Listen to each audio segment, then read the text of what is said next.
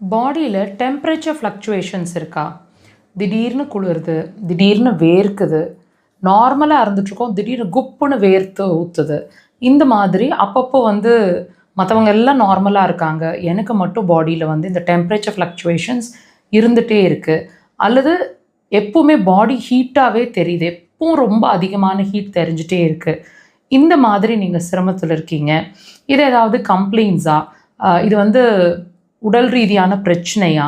இதை ட்ரீட்மெண்ட்டுக்கு உள்ளாக்கணுமா? இதோடு வேறு என்னென்ன பிரச்சனைகள் இருக்கும்? இது எல்லாத்தையுமே இந்த பதிவில் நீங்கள் தெரிஞ்சுக்கலாம்.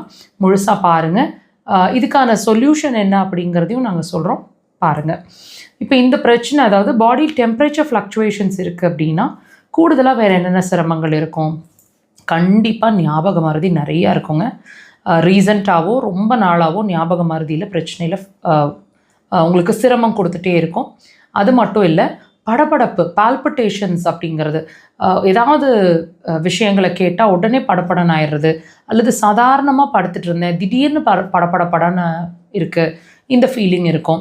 காது சைடில், காதோட முன்பகுதி, கழுத்து சைட்லெல்லாம் இழுத்து பிடிச்சிக்கிற மாதிரி, அதாவது அடிக்கடி கழுத்து பிடிச்சிக்குதுன்னு ஃபீல் பண்ணிகிட்ருப்பீங்க.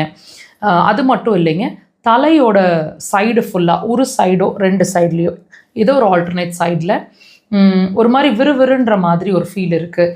ஏகமாக தலை ஃபுல்லாக ஒரு மாதிரி அஜிடேஷன்ஸ், அதாவது மரமரப்பாக இருக்கிற மாதிரி இருக்கிறது, கரண்ட் பாஸ் ஆகிற மாதிரி விறுவிறுன்னு பேஷண்ட்ஸ் இப்படி சொல்லுவாங்க, இந்த மாதிரி இருக்கிறது.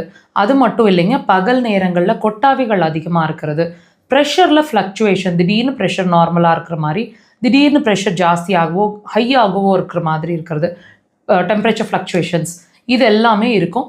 தாண்டி கண்டிப்பாக இடுப்பு கீழே தெம்பில்லாத ஒரு நிலை, யூரன் போகும்போது அதிகமான ஹீட் இருக்கிற மாதிரி ஃபீல் பண்ணுறது. ஒரு விஷயம் நீங்கள் கான்சன்ட்ரேட் பண்ண ட்ரை பண்ணுறீங்க அப்படின்னா அந்த விஷயம், உங்களோட கான்சன்ட்ரேஷன் அந்த விஷயங்களில் ஸ்கிப் ஆஃப் ஆகிறது. என்னமோ சொல்லிட்டு இருந்தீங்களே, திரும்ப சொல்லுங்கள், இந்த மாதிரி அடிக்கடி உங்களோட கான்சன்ட்ரேஷன் மிஸ் ஆகிற மாதிரி இருக்கிறது.